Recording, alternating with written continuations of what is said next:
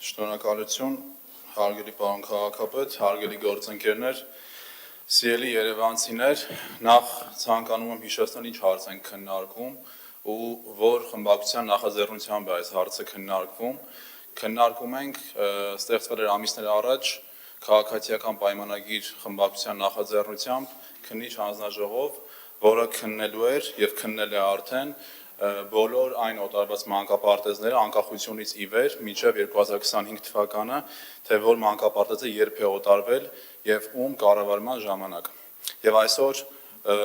Երևանի ավականու քաղաքացիական պայմանագիր խմբակցության ղեկավար Արմեն Գարջյանը զեկուցեց կատարված աշխատանքը, որը շատ մեծ ծավալի հսկայածավալ աշխատանք էր, եւ այստեղ ընդդիմությունը փորձում է տարբեր ճակերտավոր դիտարկումներ անել կամ փնովել այս աշխատանքին, դրա փոխարեն կարելի էր պարոն Թորոսյանը դահլիճում չի կամ մյուս գործընկերները ուղղակի գան եւ մասնակցեն այս քննիչ հանձնաժողովի աշխատանքներին, որը կարծում եմ ամենակարևորն էր եւ չգալով աշխատանքներին այսօր ուղղակի իրավունք չունեն այդ մարդիկ ընդհանրապես ոչինչ բանից խոսալու, որովհետեւ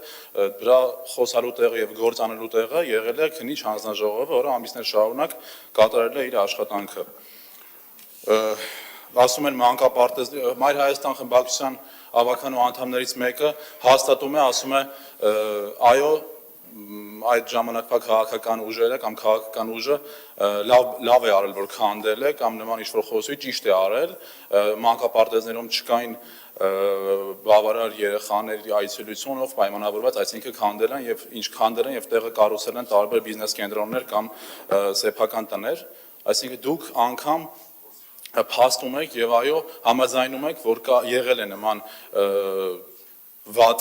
գործարքներ եւ դուք այսօր արդարացնում եք այդ գործարքները, որը նույնպես անընդունելի է, ես չեմ կարողանում ոչ մի կերպ դա հասկանալ, չնայած կարողանում եմ, որովհետեւ փոխկապակցված եք ուղիղ այդ քաղաքական ուժերի հետ։ Հաջորդը ասում է քաղաքացիական պայմանագիր կուսակցությունը կամ խմբակցությունը խոսում է մանկապարտեզների եւ դպրոցների մասին, այո խոսում է, որովհետեւ քաղաքացիական պայմանագիր